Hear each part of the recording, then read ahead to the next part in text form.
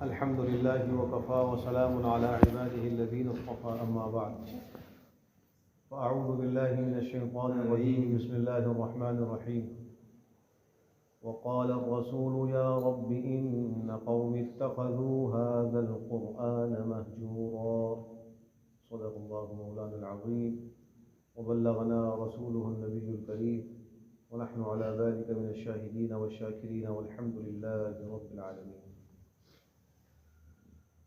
آج ایک انسان کے دل و دماغ میں عام طور پر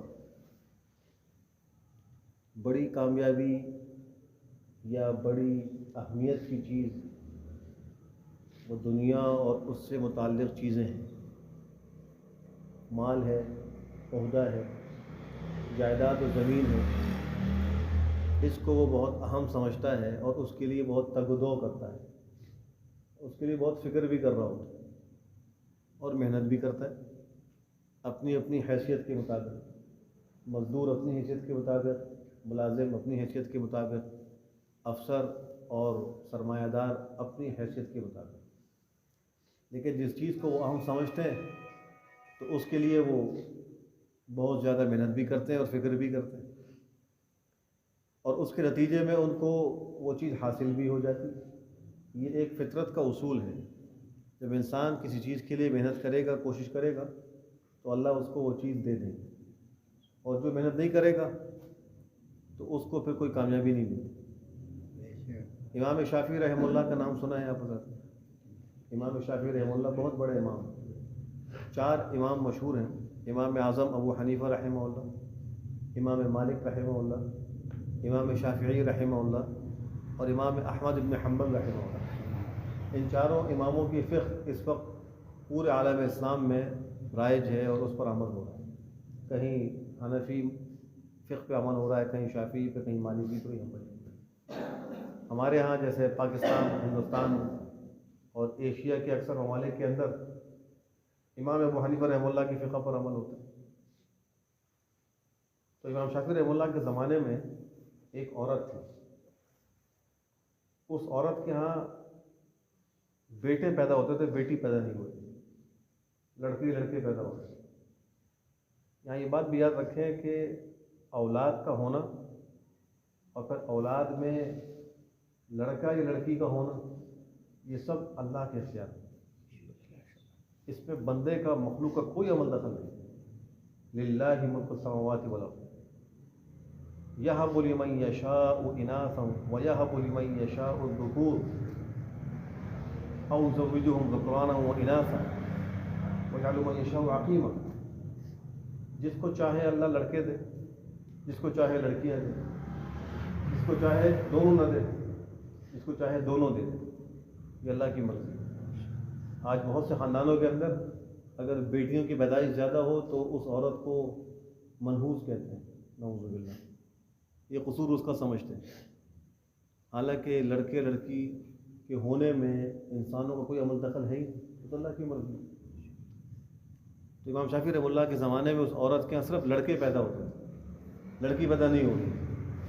اس نے منت مانی اور یہ کہا کہ اے اللہ اگر تو مجھے لڑکی دے دے تو میں دنیا کی جو سب سے اچھی چیز ہے، سب سے اعلیٰ چیز ہے، وہ اپنی بیٹی کو دوں گی۔ اللہ کرنا یہ ہوا کہ اس کے ہاں بیٹی پیدا ہو، کئی لڑکوں کے بعد بیٹی پیدا ہوئی۔ اب وہ آ گئی امام شافعی رحمہ اللہ کے پاس اور آ کر کہا کہ ایسا ایسا مسئلہ بتایا، میں کیا کروں، کیا دوں؟ میں نے کہا تھا جو 7 زمین 7 آسمان دنیا میں سب سے اعلیٰ اچھی چیز ہوگی وہ دوں گی، اس کو اب کیا دوں؟ غریب عورت بھی۔ تو یہ بات بھی یاد رکھیں کہ ہمارے ہر مسئلے کا حل شریعت کے اندر موجود ہے، اور اللہ نے شریعت کا علم علماء کو عطا کیا ہے۔ عوام الناس کو جب بھی کوئی مسئلہ پیش آئے ان کو چاہیے علماء کی بات آئے، اپنے مسئلے کا حل شریعت کی روشنی میں تلاش کریں، ضرور حل ملے گا۔ جیسے وہ ایک بادشاہ اور خلیفہ نے اپنی بیوی کو دیکھا اور چاندنی رات تھی، چاند کو دیکھا تو اس کو بیوی زیادہ خوبصورت معلوم ہوئی تو اس نے کہا کہ اگر تو چاند سے زیادہ حاصل نہ ہو تو تجھے 3 طلاق. یوں کہہ دی. اب بڑا پچھتایا کیا ہوگا کیا ہوگا، اس لیے کہ چاند تو بڑا خوبصورت معلوم ہو رہا ہے، 14ویں کا چاند ہے. بیوی کو یہ کہہ بیٹھا. علماء کے پاس پہنچا، مسئلہ کلمہ ملے گا شریعت میں. تو انہوں نے کہا کہ کوئی طلاق واقع نہیں. اسی کہ اللہ فرماتے ہیں لقد خلقنا الانسان فی احسن تقویم. اللہ نے انسان کو سب سے اچھی صورت کے اندر پیدا کیا. لہٰذا چاند انسان سے خوبصورت نہیں ہو سکتا. تو تمہاری بیوی کو طلاق ہی نہیں.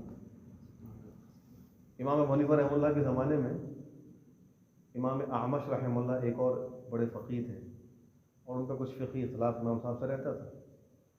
انہوں نے بیوی سے کوئی جھگڑا ہوا تو بیوی نے بات چیت بند کر دی. تو بہت راضی کرنے کی کوشش کی، بیوی راضی نہیں ہوئی.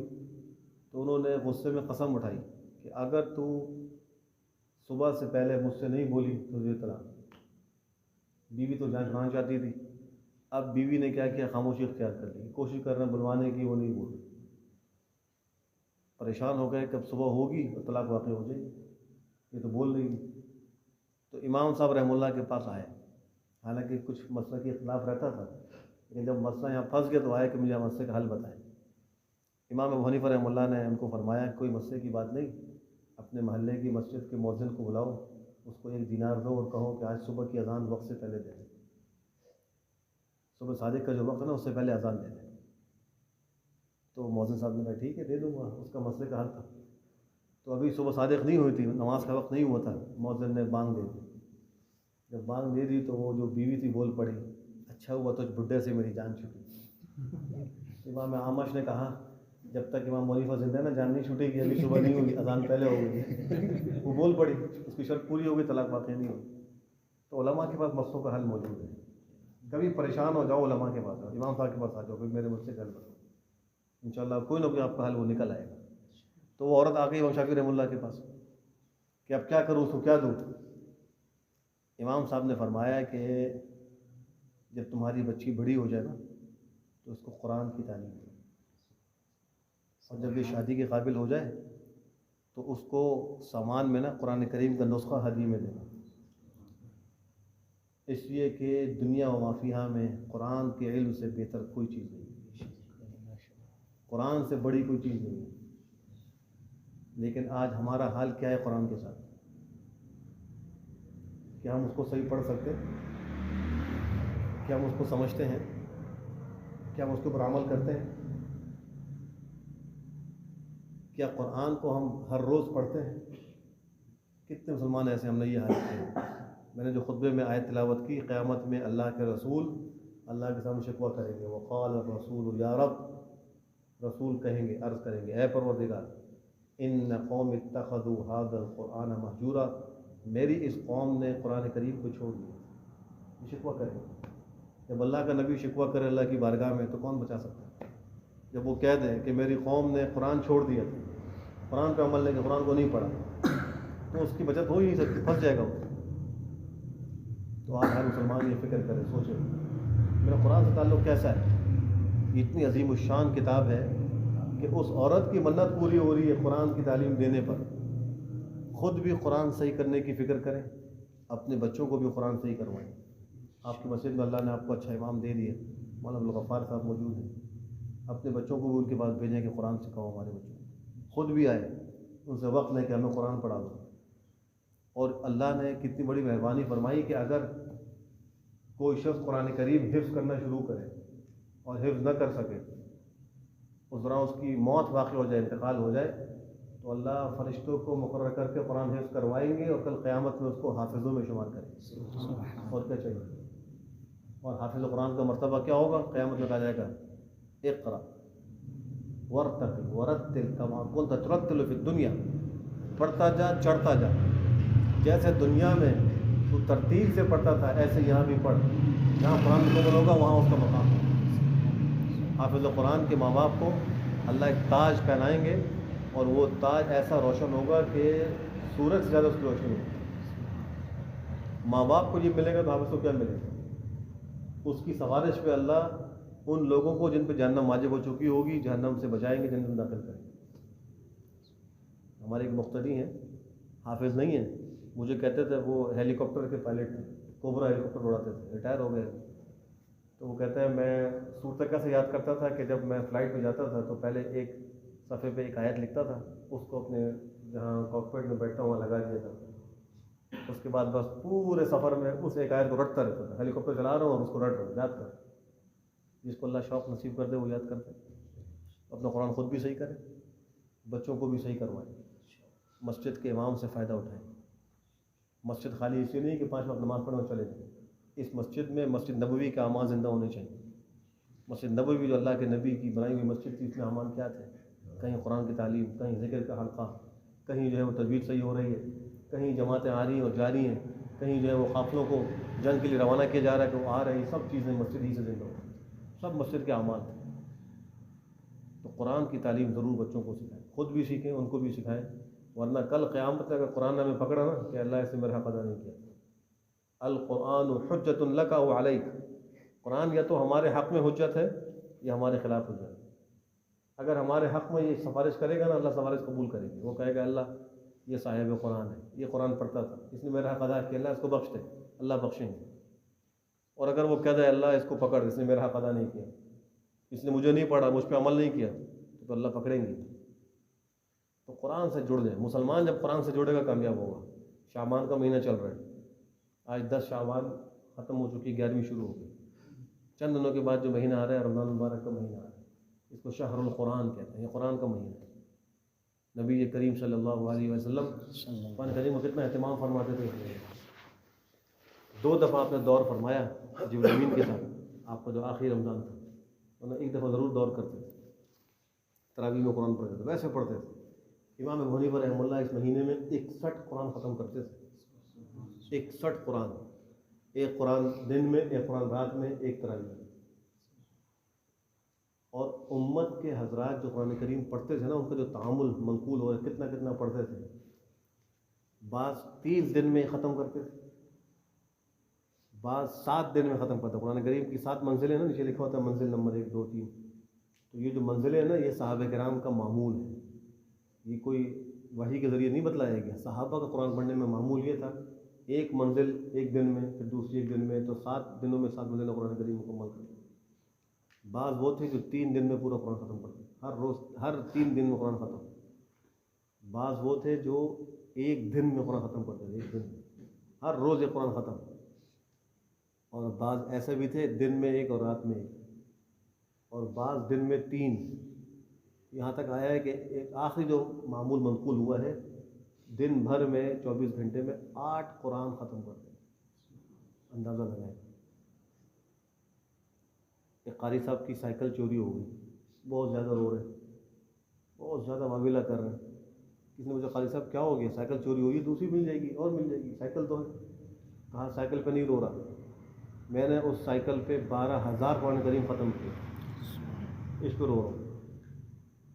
اگر کل اللہ نے کہا کہ یہ بھی تو میرا بندہ تھا, اس کی بھی بیوی بچے تھے, اس کا بھی کاروبار تھا, سب کچھ تھا, یہ اس نے 12,000 قرآن پڑھے, تم نے کتنے پڑھے؟ ہم کیا جواب دیں گے؟ قرآن کریم کو صحیح پڑھنے کی کوشش خود بھی کریں, بچوں کو بھی پڑھائیں. گھروں کے اندر خواتین کو کسی اچھی پڑھنے والی خاتون کے ذریعے سے قرآن صحیح کروائیں. عورتیں بھی قرآن اچھی طرح نہیں پڑھ سکتی. ماہ مبارک کے آنے سے پہلے تیاری کریں, ایک نظم بنائیں, اور ابھی سے شروع کریں تاکہ رمضان کا جو قیمتی مہینہ ہے وہ ہمارا مزید قیمتی بن جائے, ہم اس سے فائدہ اٹھانے والے بن جائیں. 15 شعبان کی رات قیمتی رات ہے, اس رات میں عبادت کریں, گناہوں سے بچیں. چند لوگوں کی ساتھ بخشش نہیں ہوگی, ان میں ایک ہے ماں باپ کا نافرمان, ایک ہے شراب پینے والا, ایسے ہی ٹخنے سے نیچے پائچہ کرنے والا, ٹخنے کو اپنے پائچے شلوار کے پائچے چھپانے والا, اس کی بخشش نہیں ہوگی. تو جو گناہ ہے ان سے توبہ کرنا. اور اس رات میں اللہ مخلوق کے اعمال کو تقسیم کر کے فرشتوں کے حوالے کرتے ہیں. بھائی کس نے کتنا دن زندہ رہنا ہے, کس نے مرنا ہے, کس کو روزی کتنی ملنی ہے, یہ کیسے ہو. تو اس رات کے اندر اللہ کی عبادت کریں, پٹاخوں سے بچیں, آتش بازی سے بچیں. بچوں کو نہ اس کے پیسے نہ بچے یہ کام کریں, اس کا شریر میں کوئی ثبوت نہیں. حلوہ پکا کے تقسیم کرنا ایسا کوئی ثبوت نہیں. پیغمبر زندگی میں ایک دفعہ قبرستان گئے ہیں 15ویں شعبان کی رات کو، کوئی سنت کی نیت سے ایک دفعہ چلا جائے، وہاں منکرات نہ کرے، چراغاں نہ کرے، مرد عورت کا مخلوط وہ نہ ہو، آتش بازی نہ ہو، سنت کی نیت سے ایک دفعہ جائے تو یہ بھی اچھا ہے، کوئی کی بات نہیں۔ اور رات کے بعد جو دن آ رہا ہے اس کا روزہ رکھیں تو وہ بھی اچھی بات ہے۔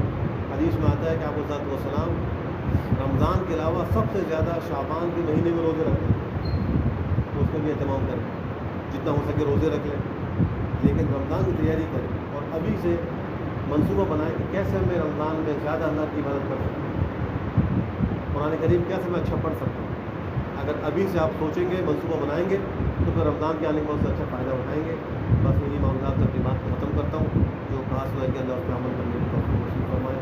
وہاں سے دعوانا الحمد للہ رب العالمین والعاقبۃ للمتقین والصلاۃ والسلام علی خیر خلقہ محمد وعلی آلہ وصحبہ اجمعین۔ اللهم ارنا الحق حقا وارزقنا اتباعه وارنا الباطل باطلا وارزقنا اجتنابه۔